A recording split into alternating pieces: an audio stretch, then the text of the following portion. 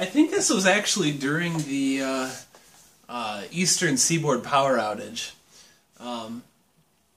Maybe not, though. No, I think there was a local storm. There was something that happened probably late high school or early college for me, where we were without power in Holly during the summer for, I think, 3 or 4 days. And, of course, you know, even though I had a feature phone that didn't really need very much power, you know, it could last on very little, I was running down. And so I wanted to see what I could do to fix that. So I had a whole pile of D-cell batteries that I'd stashed a while prior. I don't remember what those were for. I had some project in mind. And I had holders for all of them. And at some point I'd taken the USB ports off of a system board and wired them up here. And I had a 5-volt regulator on hand. This is just a plain old linear regulator. And so I wired it up so that the input would come from these batteries and go through this regulator and give me 5 volts out on this USB port, or at least that was the plan. To be honest, I think I had 12 volts of D-cells plugged into this thing. And I don't know the science behind these, I'd have to go look it up, but it's my understanding that the more voltage that this thing has to drop, the hotter it's going to get.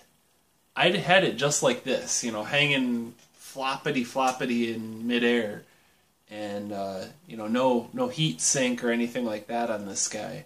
And so, you know, I was thinking I was being so smart, I was all like giddy that I was going to be able to charge my phone. And I hooked it up to this thing, and I plugged my phone in, and like 2 minutes later, I'm just feeling around to see how things are going, and I touched the metal tab on this regulator and damn near burned myself. It had to be like at least, you know, it was getting close to 100 C. You know, I grabbed onto it and let go of it real quick. So, I definitely got razzed for that, rightfully so. You know, thought I was being so smart, and definitely had a little bit of a minor hiccup there. I think it was that same outage that I decided I was going to power up the high-speed, you know, modem there. This is before I had data on my phone. That was just starting to be a thing, I think, but, you know, I still had a feature phone, so it really wasn't worth much. Although you could do a lot more with those feature phones than they let on.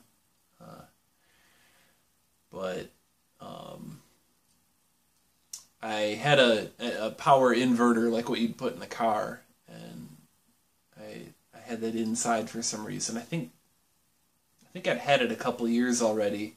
There was something wrong with it where when you touch the case of it, you could feel it tingle in your fingers, and you knew something just wasn't quite right.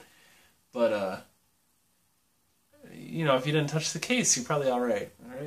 That wasn't even the problem here. I hooked it up to those D-cells just to see what would happen, and just, you know, I think I got 2 minutes again out of them powering the modem and the router before the alarm on the inverter started screaming at me because the voltage had sagged down too far. That was a bummer too. I still don't have my storm preparedness down, and by storm preparedness I don't mean like flashlights and blankets and stuff. I mean like, how do I continue my service out to the internet? How do I keep my, you know, my essentials going? But yeah, so that was another good little memory as I'm picking stuff up off the ground here.